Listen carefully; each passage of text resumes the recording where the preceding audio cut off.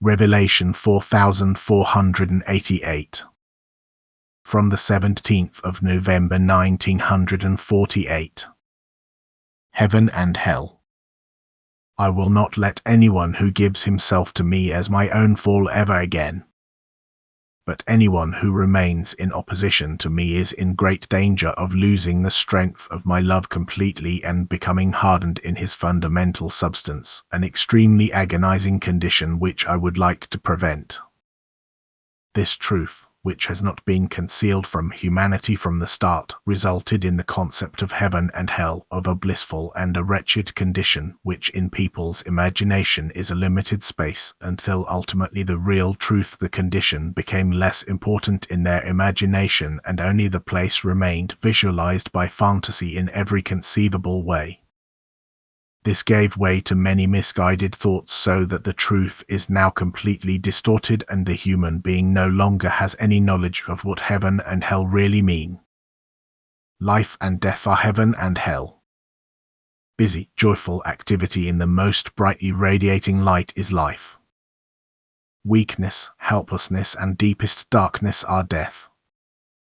And every condition can continually increase in both directions until the final aim, blissful union with me or deepest descent, infinite distance from me, has been reached. Inconceivable is the bliss of the former, inconceivable is also the torment and suffering of the condemned, who languish for eternities and have no strength for redemption. It is these souls you should consider. It is a misguided teaching that there is no salvation from hell, that these souls are eternally condemned by me. It is not I who condemns them but they themselves who have chosen damnation, not I who pushed them into the abyss but they themselves aim towards the deepest point. However, my love leaves nothing so far away forever, and therefore there is even salvation from hell, since I died on the cross for these beings too and accepted their guilt, because my love is greater than my wrath, than my justice. Even hell will have to let go of its last victims, that is, even the hardest matter will be disintegrated one day, freeing the spirits within for the purpose of ascending to life. Because hell, as you humans imagine, does not consist of an eternally blazing source of fire, it is not a place which contains the condemned. Hell is an indescribably agonizing condition, a condition which starts on earth when people do not acknowledge me, hence they disassociate themselves from me and remain without the strength of my love. They certainly continue to live their physical life without me and as yet do not feel the weak condition which their distance from me entails, as torment, but as soon as their bodily life is over the agony starts, the consciousness to be completely without strength and yet to exist. It is still possible at first to let go of the resistance if the soul listens to the advice of knowing beings, but these opportunities are rarely valued and the soul descends ever deeper, the distance to me gets ever greater and the weakness increases until the final hardening takes place, the new banishment into most solid matter.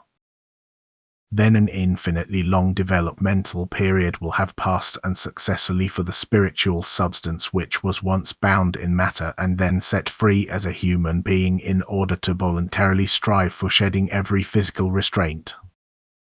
That it has failed is his free will, because I truly do not withhold direct admonishments and warnings.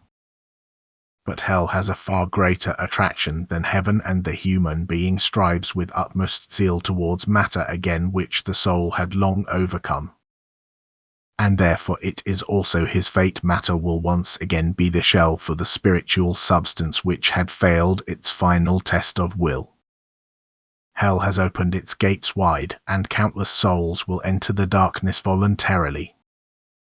Hell will triumph. That is, its prince will have, as far as numbers are concerned, great success, but I will extort all these souls from him by placing them into their new creation again, and at the same time remove my adversary's every power over these beings by banishing him into the center of earth. That is, he will be given the hardest cover as a constraint, which he will be unable to leave again until the will of humans gives him power once more, by people desiring material goods and increasingly distancing themselves from me again.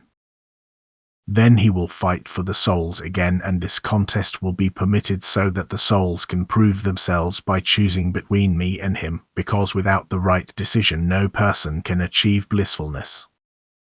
Amen.